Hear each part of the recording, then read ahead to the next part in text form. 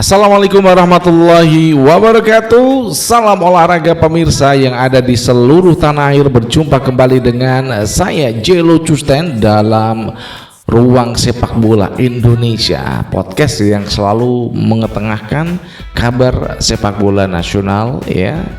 Bagaimana nasib pemain senior tentu saja juga berkenan dengan para pelatih timnas Indonesia. Nah, di saat-saat yang krusial ini, besok kan hari Jumat, ya, tentu saja adalah saya sudah perkirakan, jadi akhir pekan itu ada pengumuman. Apakah itu benar terjadi? Nah, di saat ini ada dua kandidat yang saya kira akan punya porsi besar dipilih oleh para exco dalam nanti mereka bermusyawarah, ya, tidak ada voting. Nah, siapa saja kedua calon pelatih kandidat timnas Indonesia? Nah, sebelumnya berikan like dan subscribe pada channel ini untuk mendukung kita menuju 100.000 subscribers, dan tentu saja setelah Anda melakukan like dan subscribe, Anda akan selalu terhubung dengan konten-konten dari kita.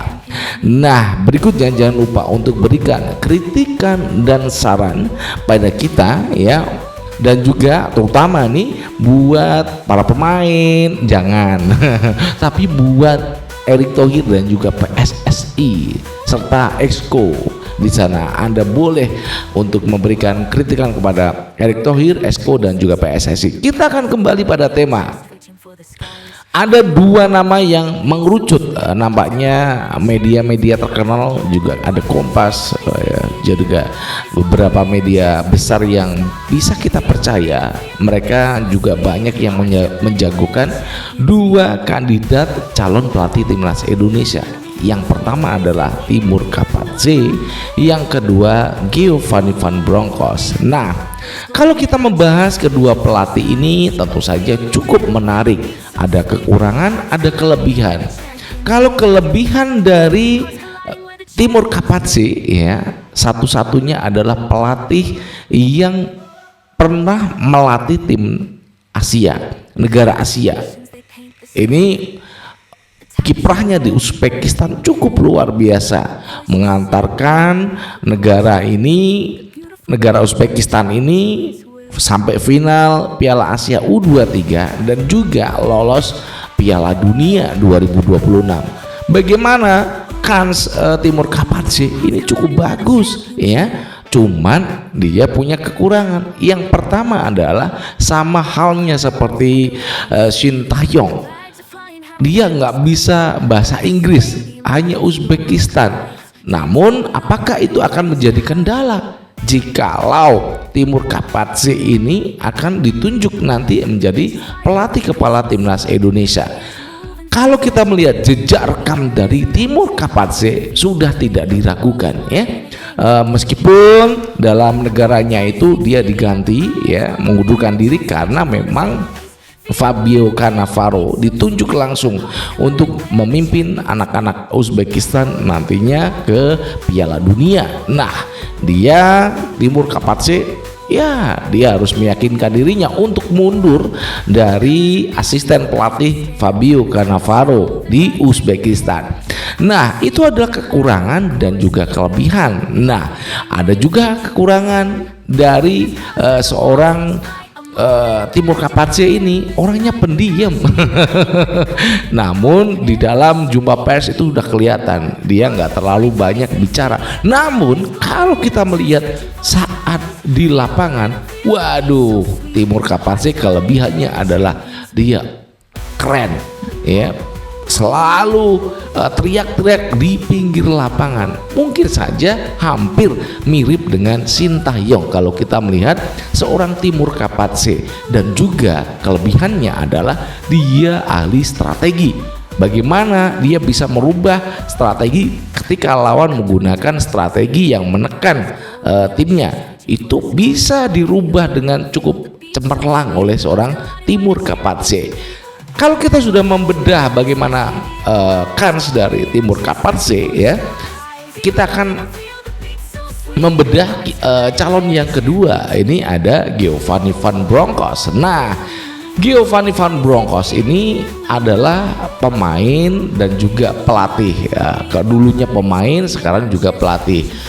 Ini adalah keturunan Indonesia. Jadi ayahnya ini adalah keturunan Jawa, Indonesia, Belanda, sementara ibunya adalah keturunan Indonesia asli Maluku yang migrasi ke Belanda. Nah, ini apakah dia punya kelebihan? Punya kelebihan seperti Timur Kapatse. Seorang Giovanni Van Bronckhorst ini kaya strategi. Gitu pokoknya. Kalau masalah strategi mah itu, waduh keren ini. Ini pelatih keren dalam memberikan sebuah skema ataupun permainan yang akan dimainkan sebuah tim. Ini seorang Giovanni Van Bronckhorst ini kelebihannya.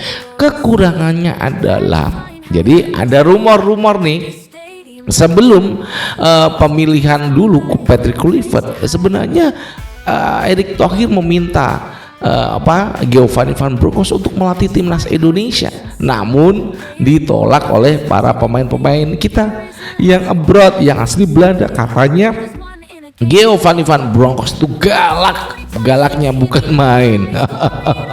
Jadi kalau di pinggir lapangan dia tuh tenang, menjadi asisten Arne Slot. Apakah kalau di lapangan dia galak?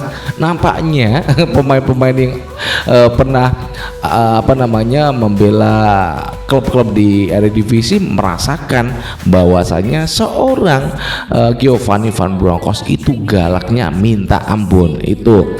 Jadi kekurangannya cuman galak aja. Padahal kalau kita lihat seorang Timur Kapatse kayaknya juga galak juga. Namun kayaknya humble ya. Oke, itu kekurangan dari seorang Giovanni Van Bronckhorst. Sementara itu kelebihannya lagi ya. Kelebihan dari seorang Giovanni Van Bronckhorst itu satu-satunya pelatih yang saat ini ya merupakan keturunan Indonesia. Betul nggak? Iya. Jadi ayahnya itu kan keturunan dari Indonesia Belanda, kemudian mamanya itu keturunan Maluku asli. Nah, ini adalah kebanggaan sebenarnya karena kita akan dilatih oleh pelatih yang memang benar punya darah Indonesia. Itu kelebihan dari seorang Giovanni Van Bronckhorst. Kekurangannya lagi adalah dia belum pernah melatih tim nasional. Nah, ini yang menjadi kekurangan yang nanti bisa dibolak-balik oleh para exco. Siapa di antara kedua pelatih ini yang tentu saja akan dipilih untuk memimpin timnas Indonesia dalam jangka waktu 3 sampai 5 tahun ke depan. Harus diberi kontrak jangka panjang ya, pelatih yang memang sudah melalui seleksi yang cukup ketat dan ada FIFA Series tahun depan, FIFA Asian Cup. Itu adalah ujian yang akan diberikan untuk pelatih baru, selain juga FIFA Matchday pada bulan Maret yang akan datang di 2026. Ini menjadi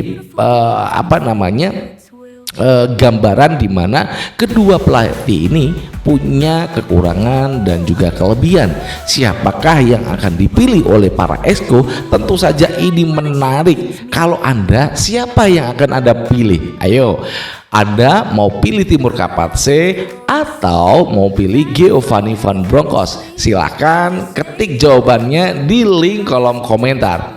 Kalau saya sih sukanya Timur Kapatse, jujur aja, bukan karena saya Muslim, dia Muslim, enggak. Saya suka dengan apa yang sudah ditunjukkan Timur Kapatse di timnas Uzbekistan. Udah jelas bagaimana dia paham bagaimana tim-tim Asia caranya bertanding, kemudian dia mengevaluasi, merubah strategi, merubah rotasi pemain ya, yang lemah diganti, memasang pemain yang pas untuk mengawal sisi-sisi yang dimana bisa dimanfaatkan oleh timnas lawan. Nah, itu yang saya sukai dari seorang Timur Kapatse. Jitu strateginya. Itu yang memang membuat saya jatuh cinta sama seorang Timur Kapatse. Dan itu aja yang bisa saya sampaikan. Buat Anda silakan memilih. Dari Jakarta, saya Jiru Custan mengucapkan wassalamualaikum warahmatullahi wabarakatuh. Salam olahraga and ciao.